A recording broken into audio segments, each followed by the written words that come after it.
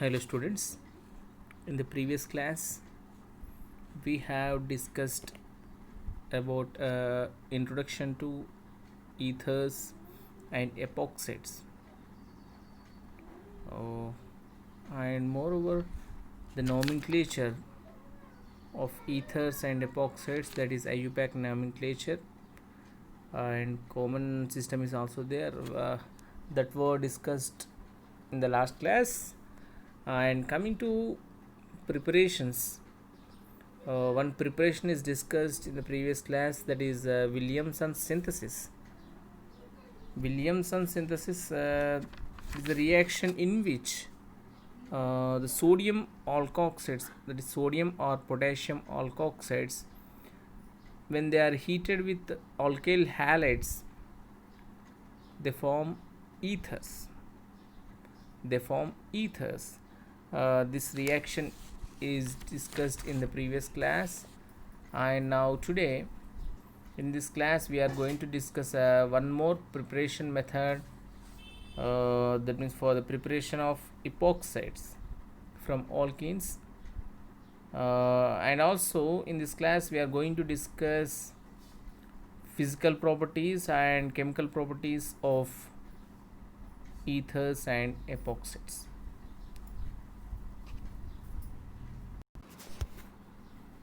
See here, the reaction is epoxidation of alkenes, means from alkenes the preparation of epoxides. See, when an alkene is treated with perbenzoic acid, the carbon-carbon double bond is directly oxidized to an epoxide. See, we know that per acids are, see here, carboxylic acids. These, that means they have COOH, and perbenzoic acid they have an peroxy bond, that is they are generally CO3H, COOH. Those are per acids, strong oxidizing agents. When an alkene is treated with perbenzoic acid, the carbon-carbon double bond is directly oxidized to an epoxide. In place of this perbenzoic acid, generally MCPBA, that is metachloroperbenzoic acid, peroxide trifluoroacetic acid, generally in an inert solvent such as dichloromethane, chloroform, or carbon tetrachloride, these were used to form epoxides from alkenes. See, since an epoxide is the product, the oxidation of alkene with paracids is commonly known as epoxidation. Since in these reactions epoxides are the products, this reaction is known as epoxidation of alkenes. Here in this reaction alkenes are treated with per acids. For example, see here, this is alkene here. This alkene is treated with this perbenzoic acid. See here, this double bond, just here epoxidation takes place, that means this double bond becomes single bond, and here this type of structure will arise, that is epoxide is formed as the product. And then this perbenzoic acid is or per acids are converted into carboxylic acids. That means epoxides are formed in this reaction. Epoxides are formed. It means when alkenes are treated with perbenzoic acid, generally in an inert solvents like carbon tetrachlorides or dichloromethanes, they form epoxides. Let us see one more reaction. See here, this is ethene. When ethene is treated with this perbenzoic acid, this is perbenzoic acid, in carbon tetrachloride, see here epoxidation takes place and it forms ethylene oxide, that is epoxide is formed, and the perbenzoic acid is converted into benzoic acid. This is the reaction of ethene. See here, let us see one more reaction. See here, this is 2-methyl 2-butene. This is the 2-methyl 2-butene, where it is treated with this perbenzoic acid. See here, in this reaction simply epoxidation takes place on the double bond. Here double bond is there in on these carbons, epoxidation takes place. See here like this. And this 2-methyl 2-butene, when it reacts with this perbenzoic acid in carbon tetrachloride, means epoxide is formed. In this case of this 2-methyl butene, this 2 comma 2 comma 3 trimethyl oxirane is formed. See here, this is oxirane with the 3-membered ring with oxygen, and it is having 2 methyl groups on one carbon and 1 methyl group and another carbon. Hence 2 comma 2 dimethyl, 2 comma 2 comma 3 trimethyl oxirane, and again the perbenzoic acid is converted into benzoic acid. And next see here one more reaction here. This cyclohexene, upon treating with this MCPBA, that is metachloroperbenzoic acid. For example, in DCM, here the reaction is carried out in DCM, and it forms epoxide on this cyclohexane. See here 1 comma 2 epoxy cyclohexane is formed, and the MCPBA is converted into metachlorobenzoic acid. And if you see the mechanism of this reaction, see here, this is the mechanism of this oxidation of, that is epoxidation of alkenes. In this, see here, this is alkene, this is per acid. See here, some rearrangement takes place like this. This bond is shifted to this carbon and this double bond towards oxygen, so this bond goes to here, and this hydrogen adds at this oxygen. It means C6H5, C double bond O, this hydrogen adds here, OH. This acid is formed and epoxide is formed here. This is the mechanism. See here one more time. Here this is ethylene when it is treated with this per acid. See here some rearrangement like this. This bond forms between carbon and oxygen, and this bond goes here, and this bond breaks up, so that this hydrogen adds here. That is C6H5, C double bond OH is formed here along with this epoxide. This epoxide is formed. This is ethylene oxide or epoxide. This is the mechanism of epoxidations of alkenes. Okay, these are the preparation methods for ethers and epoxides. That means in our syllabus we have these two. The first one is Williamson synthesis. Williamson synthesis, in this ethers are formed.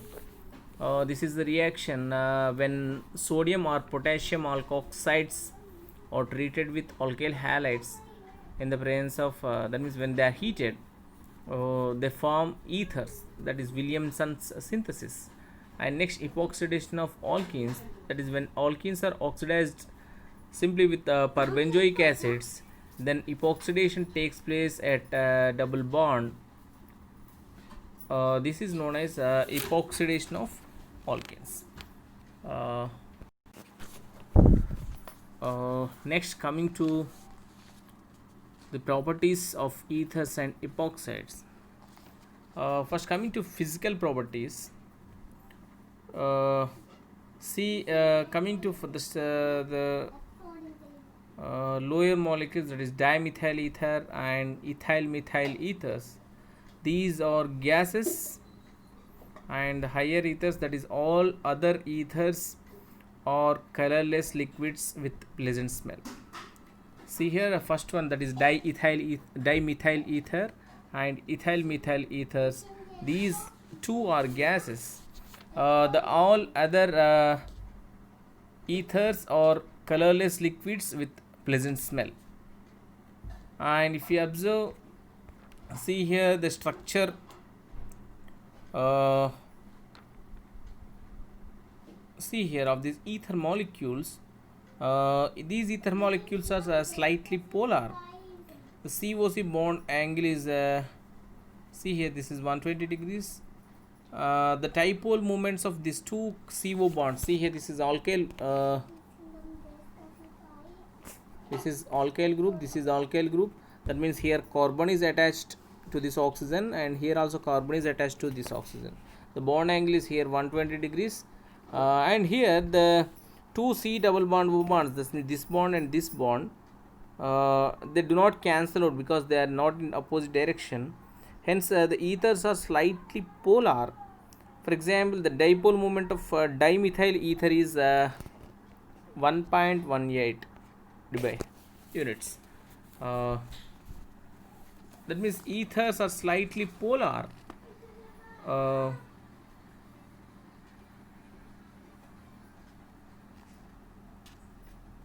And next, coming to the solubility of ethers. Ethers are slightly soluble in water. It is due to the formation of hydrogen bonding between water and ethereal oxygen. See here, for example, these are ethers. That means hydrogen bonding is possible between the ethereal oxygen with the hydrogen of the water molecule. See here, this type of hydrogen bonding is possible. Due to this hydrogen bonding, ethers are slightly soluble in water. And moreover, coming to the boiling points of ethers are much lower than corresponding alcohols, because as in ether molecules they do not form hydrogen bonding. That means between ether molecules there is no hydrogen bonding is possible, unlike in alcohols. In alcohols, hydrogen bonding is possible between the alcohol molecules, whereas in ether molecules they do not form hydrogen bonds. Their boiling points are almost the same as those of alkanes of comparable molecular masses. See, for example, that means the boiling points are almost that means the boiling points of ethers, generally these are almost as same as those of alkanes of corresponding molecular, that means alkanes of comparable molecular masses. And when compared with alcohols, these are having lower boiling points because they do not form hydrogen bonds. These are some physical properties. Coming to physical properties, these are slightly polar molecules. Ethers are slightly polar molecules, and moreover they slightly soluble in water because of the forming hydrogen bond between the water and this ethereal oxygen. And moreover, the boiling points of ethers are much lower than corresponding alcohols, because in ethers no hydrogen bonding is possible between ether molecules, and moreover their boiling points are almost the same as those of alkanes of comparable molecular masses. And next, here coming to chemical properties, see, the first one is reactions involving CO bond, that is the bond between oxygen and carbon. For example, in this type, see here, the first reaction is action with halogen acids. Action with halogen acids. See, in this, when ethers are heated with concentrated hydroiodic acid, when ethers are heated with concentrated hydroiodic acid, HI or HBr, one of the CO bond in ether breaks to give alcohol and alkyl halide. See here, just the reaction with HI or HBr. In ethers, one of the CO bond breaks and it leads to the formation of alcohols as well as alkyl halides. That means alcohols and alkyl halides are possible in this reaction. See here, let us see this reaction. This is diethyl ether. That means two ether molecules are attached to oxygen, and in that, if this hydrogen, if it reacts with this hydrogen iodide around at here at 100 degrees centigrade at high temperature, see here the breakage of bond takes place. I see here in this case two similar alkyl groups are there. See here either this side or this side bond breaking takes place. So what happens here, let us see here, this bond breaks here, then here alcohol is formed. This is CH3CH2OH, that is ethanol or ethyl alcohol is formed, and the remaining, see here, this is CH3CH2, it combines with iodine and it forms ethyl iodide. That means in this way one of the CO bond breaks in ether to, that means it leads to the formation of ethyl alcohol and ethyl iodide. This is the reaction of ethyl ether with hydroiodic acid. And moreover, if excess iodine is used in the reaction, that means in this only alkyl halide it results.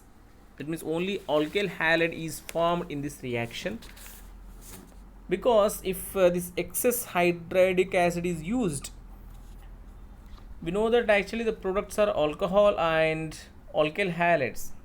But if excess hydrogen iodide is used, then the formed alcohol, it also reacts with these HI molecules and it again forms the alkyl halide only.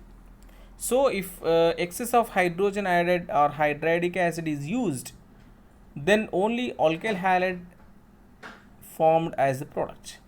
The reason is that alcohol formed in the reaction, it reacts with the excess HI, hence alkyl halide is formed. For example, see here, this is the reaction, this is diethyl ether. When it reacts with this excess hydrogen iodide at this at high temperature, see here, first of all we know that we have, that means like this breakage takes place and here alcohol is formed and here this pot is converted into alkyl halides. Of course, when this pot is converted into alkyl halide, that is CH3CH2OH, the formed alcohol again it reacts with this excess HI and again it is converted into alkyl halide only.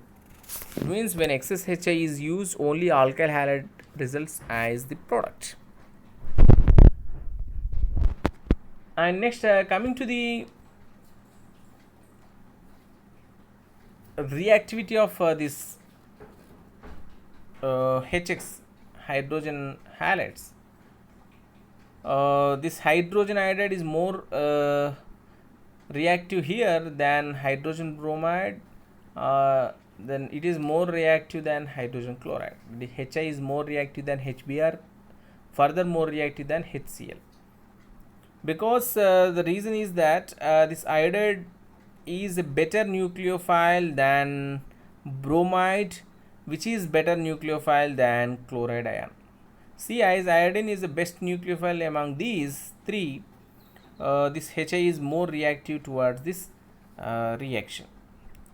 And next, coming to the mechanism,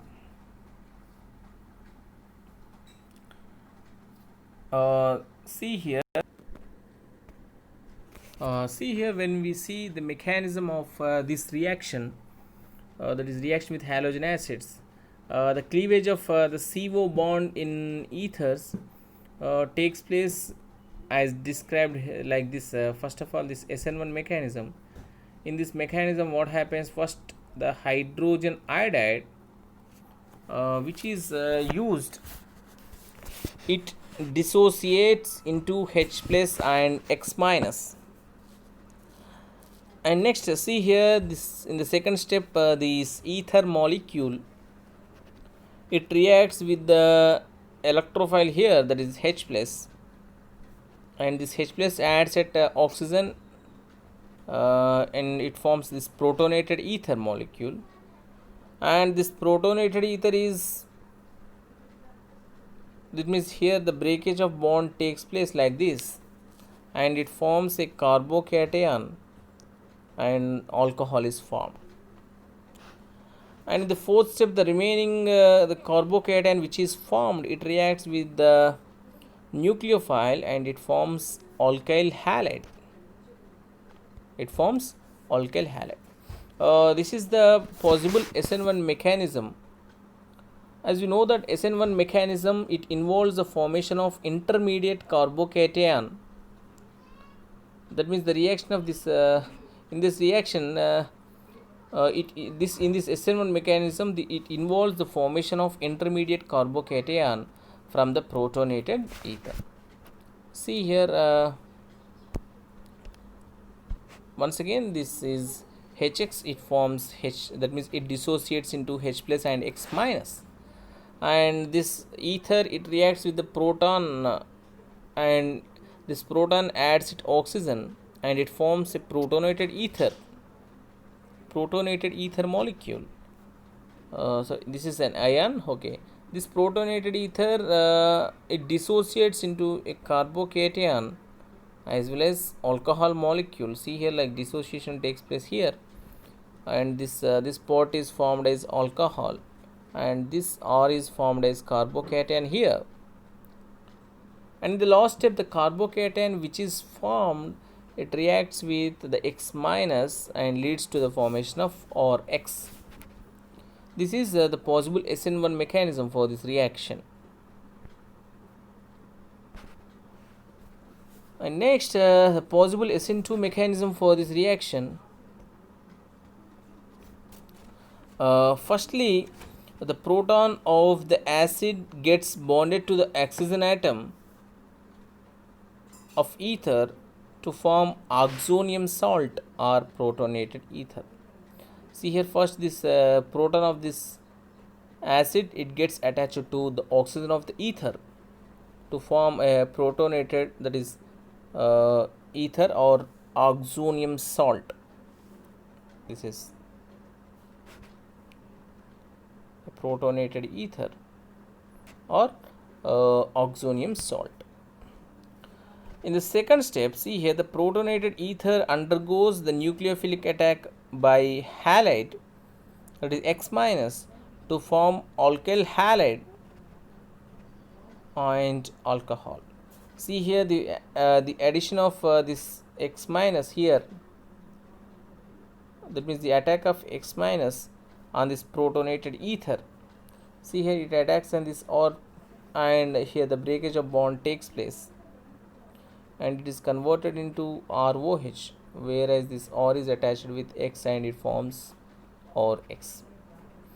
This is the possible mechanism for SN2, that means SN2 type of mechanism. In this, first what happens, the proton from this this acid, it adds an oxygen and it forms a protonated ether or oxonium salt is formed in this step. And the formed oxonium salt, in this second step, what happens, the attack of this nucleophile takes place on this alkyl group, so that it forms alkyl halide, and here this bond cleavage takes place and it forms into alcohol. By this way, the products are formed. And we have discussed the reaction of ethers with hydrogen iodide, that is hydrogen acids. If in case of symmetrical ethers, there is no problem. Both alkyl groups attached to oxygen are same, but in case of this mixed ethers, the alkyl halide produced, it depends upon the nature of groups attached to the oxygen, because two different alkyl groups are attached to oxygen in case of mixed ethers.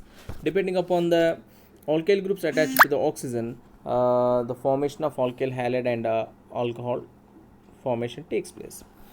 For example, if one group is methyl and other is a primary or secondary alkyl group, then methyl halide is produced. That is, methyl group is converted into methyl halide.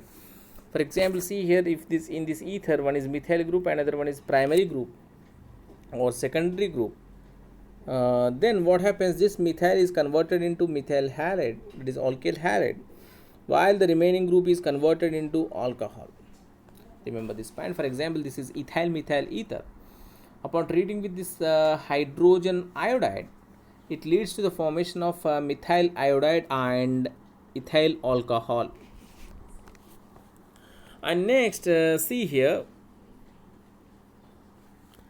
the cleavage of this type of ethers occurs through SN2 mechanism, and the formation of product is controlled by steric factors, because here two different groups are there. According to this mechanism, alkyl halide is formed by the attack of halide ion on the protonated ether. Just now we have seen that the halide ion attacks on the protonated ether so that the alkyl halide is formed. And according to this mechanism just now discussed, that is, alkyl halide is formed by the attack of X minus on the protonated ether. Now, if the alkyl group is bulkier or bulkier the alkyl group, greater will be the steric hindrance for the attacking of this nucleophile or halide ion. Then thus the halide preferably attacks at the smaller alkyl group, like this methyl iodide is formed in this case. When the ether is a methyl and tertiary alkyl ether, that is to one side if methyl group is attached, another side tertiary group is attached, then the tertiary alkyl group is formed as alkyl halide and methyl is as methyl alcohol, like this. Okay, when methyl group and tertiary alkyl groups are attached to oxygen, methyl group is converted into methyl alcohol, whereas tertiary alkyl group is converted into alkyl halide.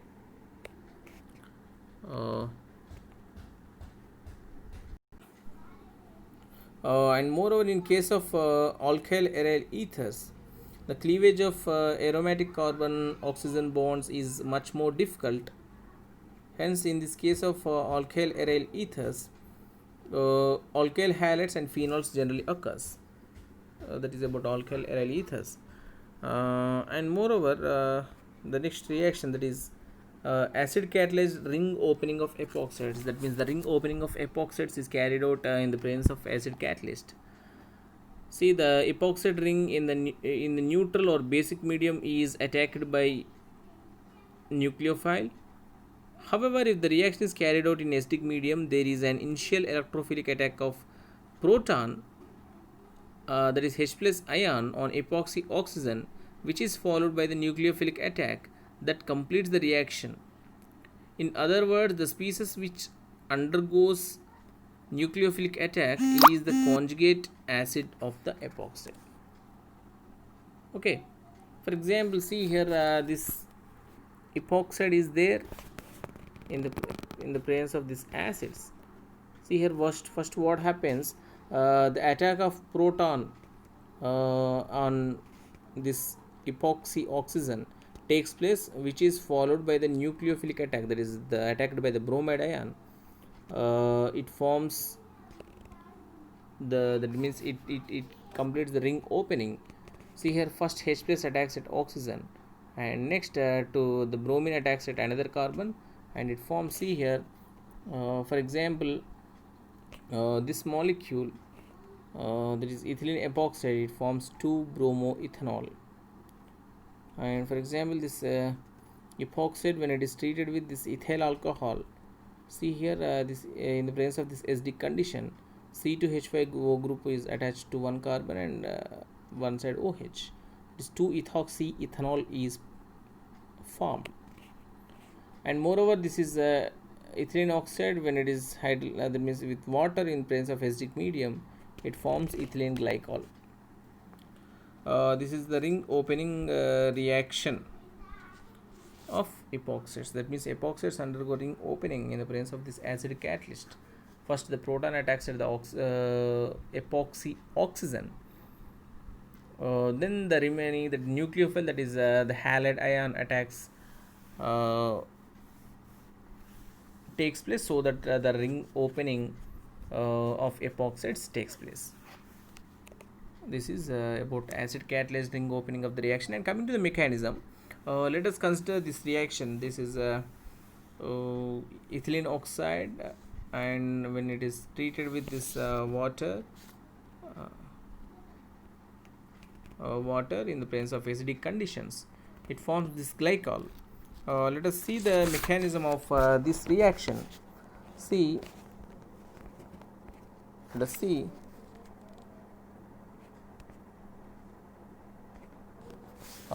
In the first step,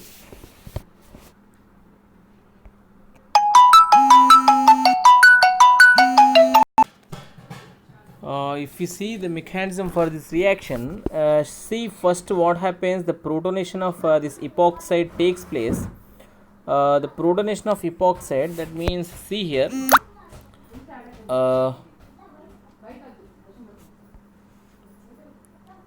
the protonation of epoxide takes place, so that here H plus attacks at this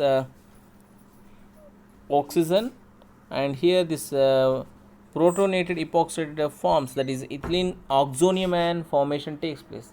Simple attack of proton on this epoxide oxygen, so that this ethylene oxonium ion is formed in case of this ethylene oxide.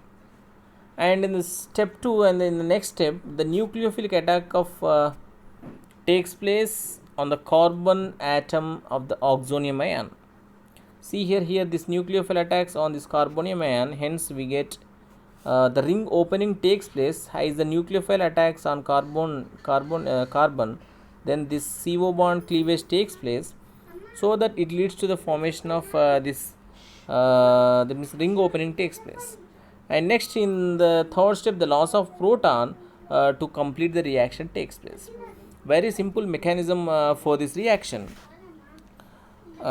See here, once again I will explain here.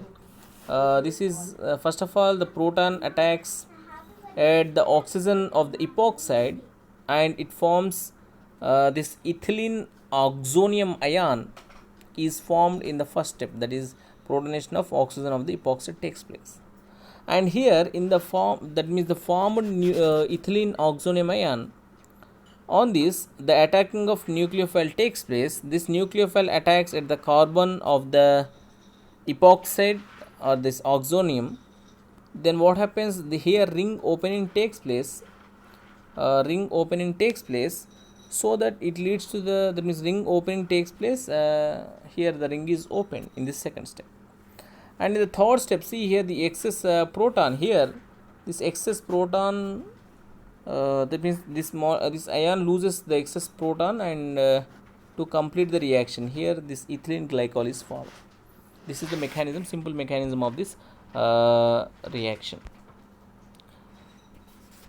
And here this is the transition state. This is the transition state for the reaction. It involves the simultaneous attack of the nucleophilic reagent and the cleavage of epoxide ring.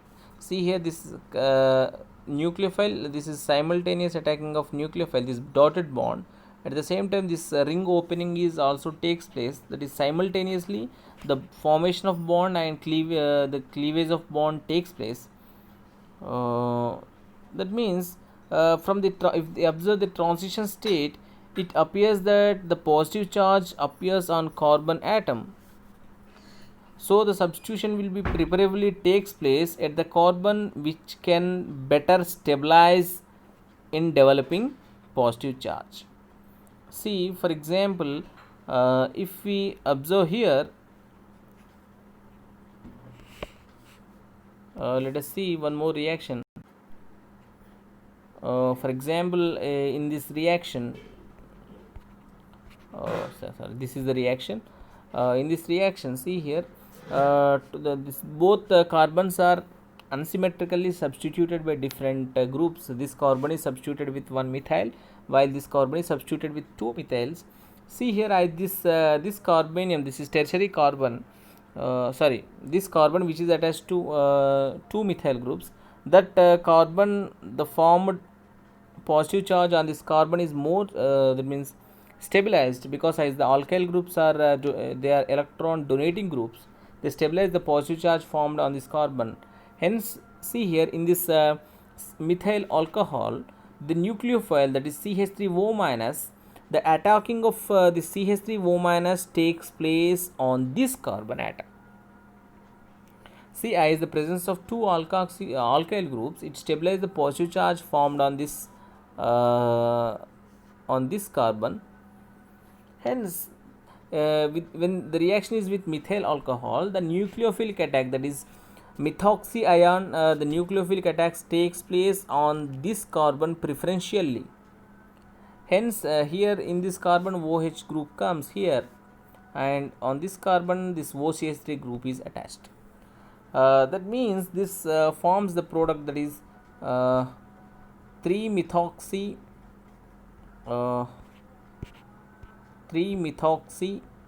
3-methyl 2-butanol is formed. This is the product of this reaction. And next, see here, let us see the last reaction of this chapter. This is cleavage by the sulfuric acid. When ethers are heated with dilute sulfuric acid under pressure, these ethers, they get hydrolyzed to give alcohols. See, for example, this is ether molecule. When it is heated with dilute sulfuric acid, they get hydrolyzed. See here, for example, hydrolysis takes place to the formation of alcohols. See here, in case of this diethyl ether, 2 moles of ethyl alcohol is formed as the product.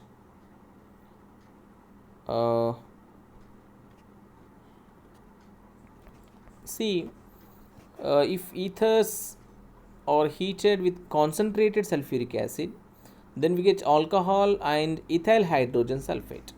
If you see here, in this case, if you use this concentrated sulfuric acid, it leads to the formation of alcohol, as well as, see here, this ethyl hydrogen sulfate formation takes place.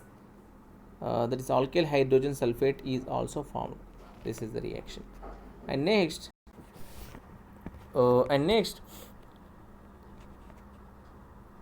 see here, if the secondary and tertiary ethers, they form alkenes with concentrated H2SO4. See here, elimination reaction takes place here. In case of this tertiary and secondary ethers, the elimination of methanol takes place here. Here methanol, and here from one hydrogen, and here one double bond is formed. That means, in case of this tertiary and secondary ethers, formation of alkenes takes place with concentrated sulfuric acid. These are the cleavage reactions of sulfuric acid. That means, first reaction, that means heating with dilute sulfuric acid. It leads to the formation of alcohol only. Whereas when ethers, they heated with concentrated sulfuric acid, along with the alcohols, alkyl hydrogen sulfates are also formed. For example, this is diethyl ether. When it is treated with this concentrated sulfuric acid, along with this ethyl alcohol, it forms ethyl hydrogen sulfate also. And moreover, see here, when coming to secondary and tertiary ethers like this, see here, this is tertiary butyl methyl ether. When it is heated with this concentrated sulfuric acid, concentrated sulfuric acid, it undergoes some elimination reaction and it forms, see here, isobutylene and methanol. This undergoes elimination reaction, forms isobutylene and methanol. These are some reactions of ethers and epoxides. And in this chapter we have in this class we have discussed about the one preparation methods of epoxides, that is epoxidation of alkenes. Then we have discussed the physical and chemical properties. In chemical properties, we have discussed the action with halogen acids. And next, this acid catalyzed ring opening of epoxides. And the last one is cleavage by sulfuric acid. With this, the chapter is over. And with this also, now I conclude this session. And in the next class, we are going to discuss with a new topic. Thank you.